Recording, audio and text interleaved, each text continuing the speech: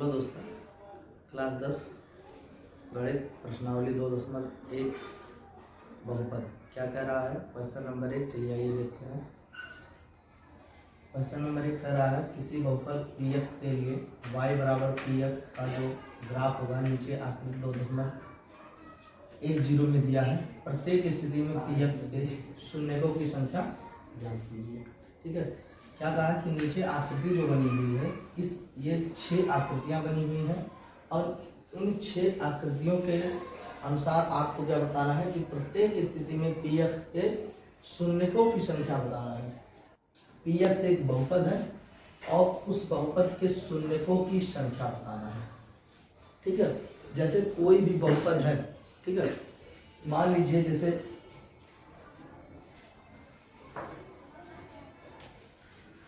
ये आपका एक क्या है, बहुपद है। ठीक है, ये क्या है, बहुपद है।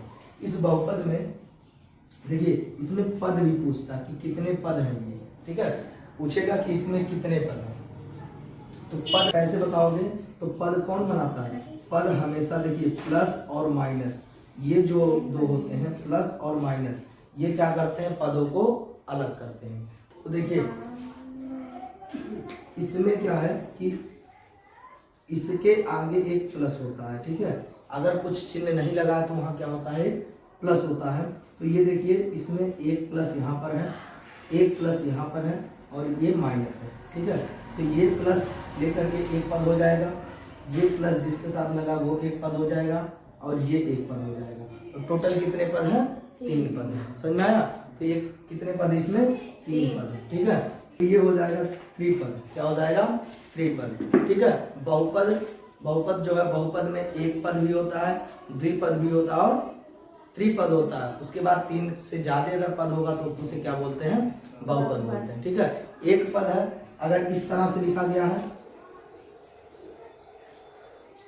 अगर इस तरह से लिखा गया है तो इसे बोलेंगे एक पद। ठीक है, और अगर इसको इस तरह से लिख दिया गया तो इसे बोलेंगे द्विपद। ठीक है, और इसमें और एक पद जुड़ जाएगा तो इसे क्या बोलेंगे, इसे बोलेंगे त्रिपद बोलेंगे। क्या बोलेंगे, त्रिपद बोलेंगे। ठीक है, और अगर कुछ और जुड़ जाएगा, जैसे मान लीजिए कि प्लस 3x³ जुड़ जाएगा, ठीक है, तो इसे क्या बोलेंगे, इसे तब बहुपद बोलेंगे। ठीक है, क्योंकि इसमें 3 से ज्यादा पद हो गया। अगर 3 से ज्यादा पद हो जाएगा तो उसे क्या बोलेंगे, बहुपद बोलेंगे। समझ में आया। फिर इसमें पूछता है घात। ठीक है, इस बहुपद की घात पूछता है।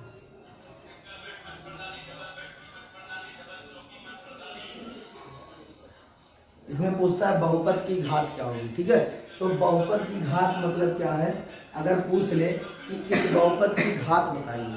ठीक है, अगर पूछ लेगा कि इस बहुपद की घात क्या होगी, ठीक है, तो बहुपद की घात का मतलब है कि इसमें जो सबसे बड़ी घात होगी, इस पद में सबसे बड़ी घात क्या होती है, उसकी घात होती है। ठीक है, इस पद में, इस बहुपद में जो सबसे बड़ी घात होगी वही क्या हो जाती है, बहुपद की घात। तो इसमें देखिए इसका जो घात है 2 है और इसका घात 3 है, तो इसका बहुपद का घात क्या हो जाएगा, 3 हो जाएगा। और शून्य क्या होता है, शून्य का मतलब है बराबर तो है। शून्य क्या मतलब होता है, शून्य का क्या मतलब होता है कि अगर इसके, देखिए इसमें 2 चीज है,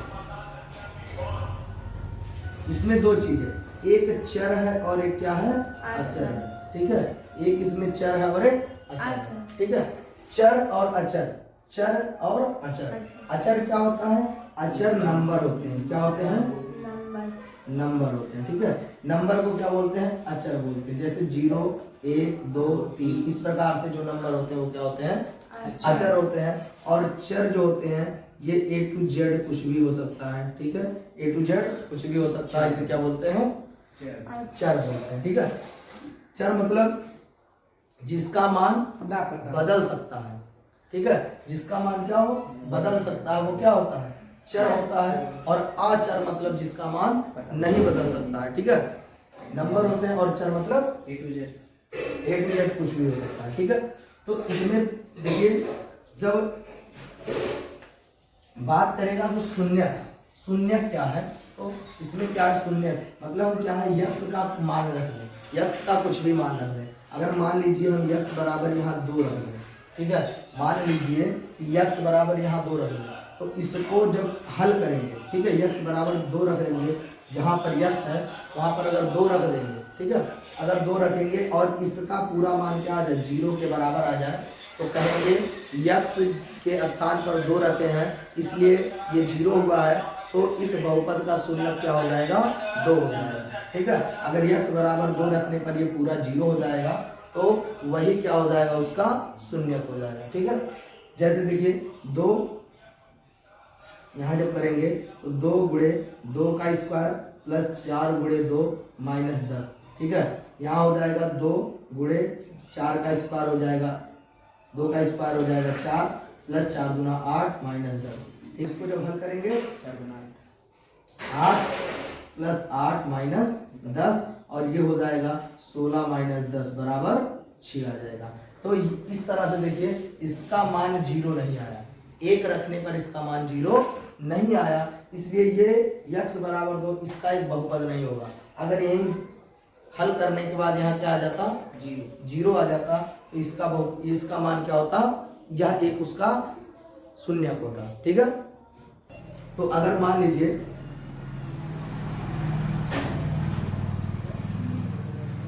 ये आपका एक बहुपद है, ठीक है, ये क्या है आपका बहुपद है, ठीक है, तो इसका कुछ नाम होगा, ठीक है, क्या होगा नाम होगा, ठीक। तो इसका नाम क्या है px, इसका क्या नाम है px क्या है p, इसको क्या बोलेंगे px, क्या बोलेंगे px बोलेंगे।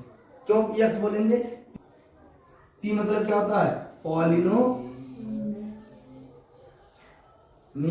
और यक्स क्या देखिए इस पद में क्या है सिर्फ यक्स है ना, इस पद में कौन सा चर है यक्स है, इस पद में कौन सा चर है यक्स है, तो पॉलिनोमियल कौन सा है यक्स वाला है, कौन सा यक्स वाला, ठीक है। इसमें यक्स चर है और ये पॉलिनोमियल है, इसलिए इसको शॉर्ट फॉर्म में क्या बोला जाता है px बोला जाता है, समझ में आया। अगर यहाँ पे चर y होगा, अगर यहाँ पे चर y होगा तो क्या बोलेंगे y बोलेंगे, समझ में आया। जो चर होगा वहां पर लिखेंगे, ठीक है, और पॉलिनोमियल है इसलिए p लिखेंगे, समझ में आया। तो इसका क्या नाम है px, क्या नाम है px नाम है। और शून्यकों की संख्या ज्ञात करना है, मतलब क्या है कि यक्स के स्थान पे ऐसा कौन सा संख्या रख देंगे कि इसका मान पूरा क्या हो जाए 0 हो जाए, इसका मान 0 1 2 3 4 कुछ भी रख दे, अगर ये यक्स का मान 0 1 2 3 4 रखने पर ये 0 हो जाएगा, तो वही उसका क्या हो जाता है शून्य हो जाता है, ठीक है, ठीक है। शून्य का मतलब कि px ये आपका बहुपद है, ठीक है, px क्या है ये बहुपद है, और इस बहुपद में यक्स के स्थान पे कौन सी संख्या रखोगे कि इस बहुपद का मान क्या हो जाए 0 हो जाए, ठीक है। px का मतलब px मतलब ये बहुपद, px मतलब ये बहुपद, और इस बहुपद में यक्स के स्थान पे ऐसी कौन सी संख्या रखोगे कि ये पूरा क्या हो जाए 0 हो जाए, ठीक है। जिस संख्या को रखने के बाद ये बहुपद 0 हो जाएगा वही उस बहुपद का क्या कहलाएगा शून्य कहलाएगा, समझ में आया। प्रत्येक स्थिति में px के शून्यकों की संख्या ज्ञात करनी है, ठीक है।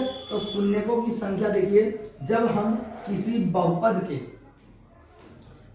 बहुपद के शून्यकों के अनुसार हम ग्राफ बनाएंगे, ठीक है, किसी भी बहुपद के अनुसार ग्राफ बनाएंगे तो क्या होगा जितना उसके हल होंगे, ठीक है, उसके जितने शून्यक होंगे, उस बहुपद के जितने भी शून्यक होंगे वो क्या करेंगे उतनी बार वहां पर रेखा क्या होगी कटेगी, ठीक है।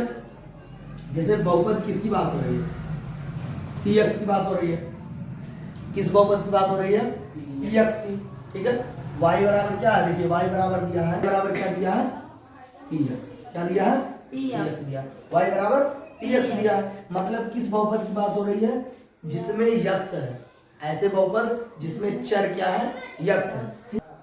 रेखा पर बात कर रहा है यक्स अक्ष वाली रेखा पर, और ये आपका क्या है यक्स अक्ष है, ये क्या है यक्स अक्ष है, y अक्ष ये है, ठीक है। जो ऊर्ध्वाधर होगा वो y अक्ष होगा, और जो ये इस तरह होगा इसे क्या बोलेंगे क्षैतिज या यक्ष अक्ष बोलेंगे, ठीक है। इसे क्षैतिज बोलते हैं या तो यक्ष अक्ष बोलते हैं, इसे बोलते हैं वाई अक्ष बोलते हैं। जो सीधा खड़ा होगा इसे क्या बोलेंगे, वाई अक्ष या तो ऊर्ध्वाधर, ठीक है।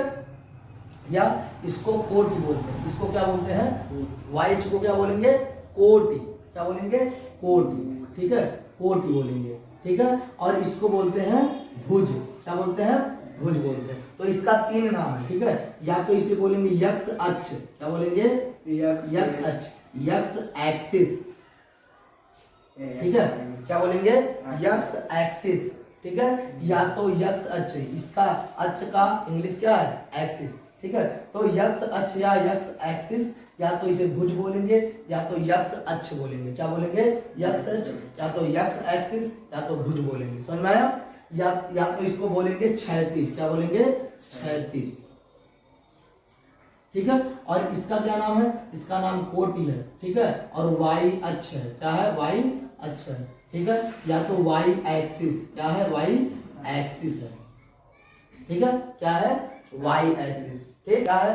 कोटि, वाई एक्सिस या ऊर्ध्वाधर, ठीक है। ये क्या है, ऊर्ध्वाधर, ये ऊर्ध्वाधर मतलब एकदम सीधा रेखा है, समझ में आया। क्या बात कर रहा है कि y बराबर पी एक्स, y बराबर मतलब किस पे बात कर रहा है, यक्ष अक्ष पे बात कर रहा है, किस पे, यक्ष अक्ष पे बात कर रहा है, ठीक है। बहुपद से जब ग्राफ बनाओगे तो ग्राफ में जितनी बार यक्ष अक्ष को काटेगा, क्योंकि बात किसकी हो रही है, यक्ष अक्ष की, तो यक्ष पे जितनी बार काटेगा, ठीक है, यक्ष पे क्या, जितनी बार ये काटेगा उतनी बार क्या हो जाएगा, ये उतने उसके शून्यक होंगे। जितनी बार ये यक्ष पर काटेगा, ये रेखा जितनी बार क्या करेगा, यक्ष पे काटेगा उतने क्या होंगे, इसके शून्यक होंगे, समझ आया। तो देखिए पहले वाले में यक्ष पे कुछ काटा है, कुछ नहीं, पहले क्वेश्चन में यक्ष अक्ष पे कटा है कि नहीं कटा है, नहीं कटा है, ठीक है। तो इसका मतलब जो पी एक्स का शून्यक होगा पहले वाले में 0 होगा, पहले वाले में कितना होगा, 0। जब यक्ष अक्ष पे काटा ही नहीं तो पहले वाले में कितना हो जाएगा, 0, क्योंकि यक्ष अक्ष पे काटा नहीं है, ठीक है। यक्ष अक्ष पे जितनी बार काटेगा उतना क्या हो जाएगा, उसके शून्यक होंगे। जितनी बार काटेगा यक्ष अक्ष को उतना क्या हो जाएगा, उसका शून्यक हो जाएगा। यक्ष अक्ष पे काटा नहीं तो इसका शून्यक क्या हो जाएगा, 0। और वाई अक्ष पे देखिए, और देखिए क्वेश्चन नंबर दूसरे में एक बार, कितनी बार काटा, एक बार काटा। देखिए यहाँ पर काटा है तो यहाँ देखिए ये यक्ष अक्ष है, इस पर एक बार काट दिया तो इसका शून्य क्या हो जाएगा, 1 हो जाएगा, ठीक है। इसके शून्य क्या हो जाएंगे, शून्य किसका 1 हो जाएगा, और इसका शून्य 0 हो जाएगा, कितना हो जाएगा, 0 हो जाएगा, ठीक है। क्वेश्चन नंबर तीसरे में देखिए इसका शून्य क्या होगा, इसका शून्य 3, इसका शून्य 2 कि 3, इसका शून्य 3 होगा। इसका शून्य कितना होगा, 1 2 3, 3 जगह काटा है ना, तो इसके कितने शून्य, 3 शून्य, इसका शून्य होगा 3, तीसरा 3 है, इसका शून्य कितना होगा, 3 होगा, समझ में आया। तो इस प्रकार से देखिए क्वेश्चन नंबर 4 में, क्वेश्चन नंबर 4 में देखिए कितनी बार काटा है, एक बार यहाँ काटा, एक बार यहाँ काटा, तो इसके शून्य क्या हो जाएंगे, 2 होंगे, इसके शून्य 2 होंगे। इसमें कितने शून्य होंगे, देखिए 1 2 3 4, कितने हुए, 4, तो इसके शून्य क्या हो जाएंगे, इसके शून्य क्या होंगे, 4 होंगे। शून्य कितने होंगे, 4 शून्य होगा, कितने शून्य, 4 शून्य, ठीक है। और इसमें कितने शून्य होंगे, 3,